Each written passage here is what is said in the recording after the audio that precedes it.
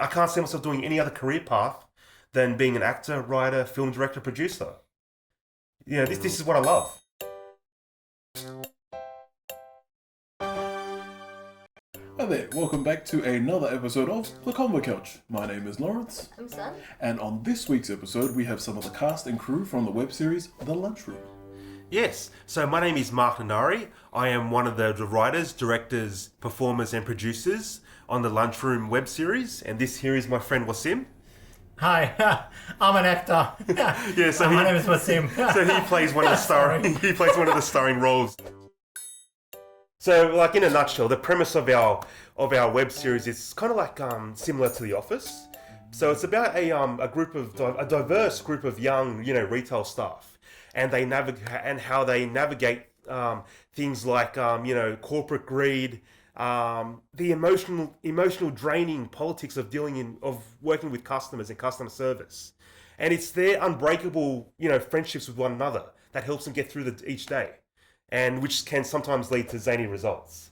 So so that's why I had plenty of stories to tell. Wassim had plenty of stories to tell. A lot of our actors who are involved in our productions, they come from retail backgrounds as well. Okay, because I believe that I think there is a market of people out there, such as retail staff and hospitality staff who could relate to characters like ours. Wassim plays he plays himself. And I play the guy I used to be when I was starting out. The quiet person when I was starting out. A word out of him. Yeah.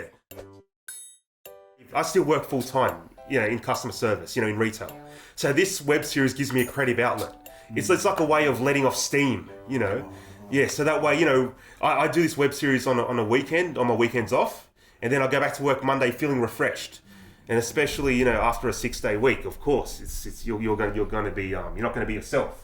I have been through film school. I have, been through acting college, and I have, helped out on other short films, and I also made an attempt at directing my first feature film as well.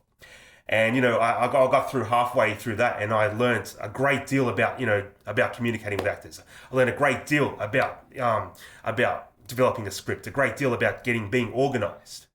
For me, this web series is kind of like a slight detour from that feature film. So it was self-funded. And like most first-time feature filmmakers, you're going to run out of money at some point before it finishes. So this web series is just for me to build up a subscriber base on YouTube, because I've tried doing the crowdfunding campaigns for it. I have these two trailers and 4 excellent previews that my co-director what's your one called? The page?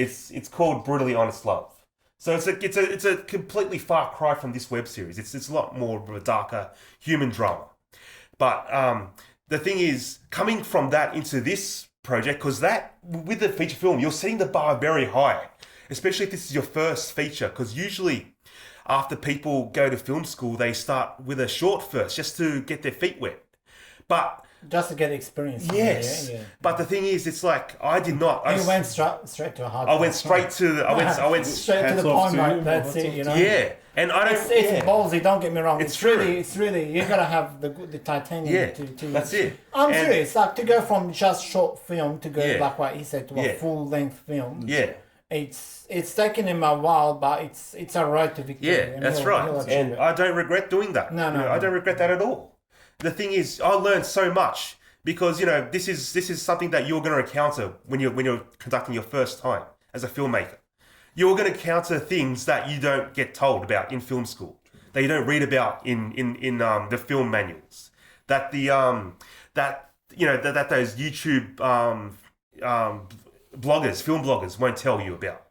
And that is the best experience, is by doing things yourself. And, coming from that onto this, because, the feature film, that I've set the bar very, very, very high.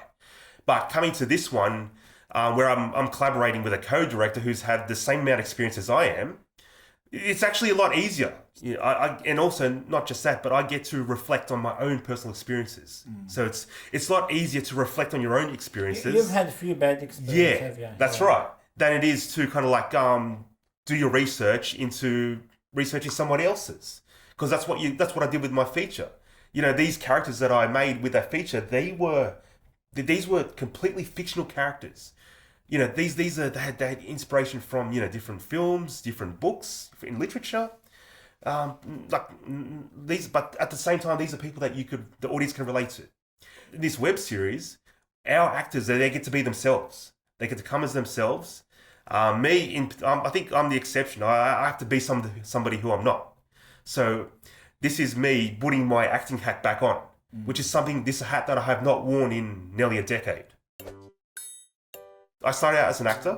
I went to acting college at the Actors College of Theatre and Television. And after I graduated there, I thought to myself, you know what, why should I have to rely on an agent to tell me what to go into?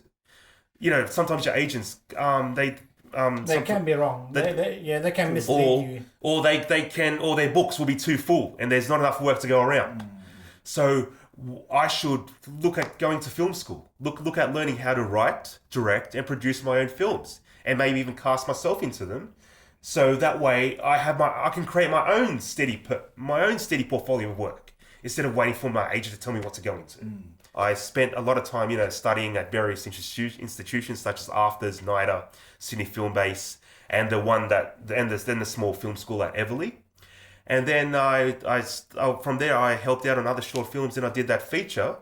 And now, because I'm taking this detour to help me build up this subscriber base on YouTube with a web series, here I am, with the Lunchroom. Yeah. So it's quite it's you've been with us in one of the episodes, eh? Yeah. And many more to come, hopefully. That's right. It will be anyway. But but this is a career path that I can't see myself, seeing myself from. This is something that I can't see myself doing any other career path than being an actor, writer, film director, producer. This is what I love. I can see that you're quite. He's passionate. very passionate. Yeah. He is. Yeah. And he's very open too. Yeah. With ideas and. Yeah. No, that's great. Yeah. In terms of yourself, Wassim, so I know Mark's had training and has gone through this whole process. I had no training. No training at all. No. It just goes, okay, you're gonna be yourself. I'm like. Is that how this started in terms of the Lunchroom? Yeah. I'm only doing few episodes, not all of them. Oh. So just the stuff that actually happened to me. That's right. Which is the 2 episodes that you did. That we bag. did Yeah. So the thing is, Wassim and I have been friends since we first met. We've been friends for 18 years now. 18 years. 18 years. Is it? Yeah, nearly 18 years. 18. How long have you been with the company? That's right, 18 years. I've been with the company 18 years. So even though I've moved shops. We're still in contact. Yeah. So my co-director Martin, he's a technical whiz. So he knows how to operate cameras. He knows how to edit in post and all that. And he helped me. No, he can't operate PS4. I'm very ashamed of him. And now Martin helped me piece together my trailers and my previews. And he said to me, "Look, Mark, So let's work together. Let's work together on something that we could easily get off the ground. Something that doesn't take too much of our resources. Because, me and him, we still work full time. And with what little money we have left over after we pay our bills, this goes to this. And then it's like, so then I just came up with this idea. I said, hey, look, I had this idea on the back burner. I've been wanting to make a series of short films about my experience, working in retail. And it says, would you be interested in helping me getting them off the ground? He goes, yeah, sure. From there, we did that big cattle call at the Sutherland Multipurpose Centre with actors. We promoted this production on Star Now, saying this is a collaborative project. So anyone who has ideas, bring it to us and we'll help you get them off the ground. And that's one of the things that makes it appealing to our cast members. It's a collaborative project. They bring their ideas to us in a judgment-free environment.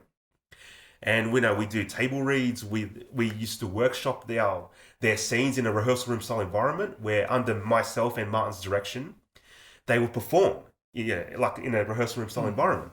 All the other actors would give them feedback on things like story, character, dialogue, anything. And if we liked what we heard, we added it to the script. And then we did that for maybe a couple of weeks. Then we got straight into the shoot.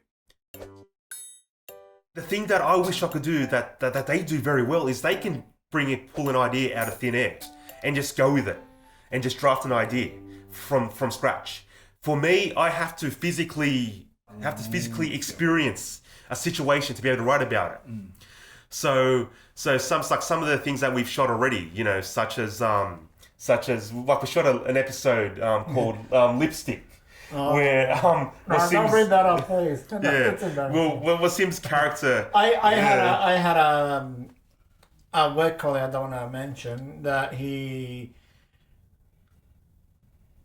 all don't like in a way, and it was his birthday, and I said to one of the girls to go get a birthday card and a chocolate bar. So I got a chocolate bar, not a chocolate cake. Chocolate.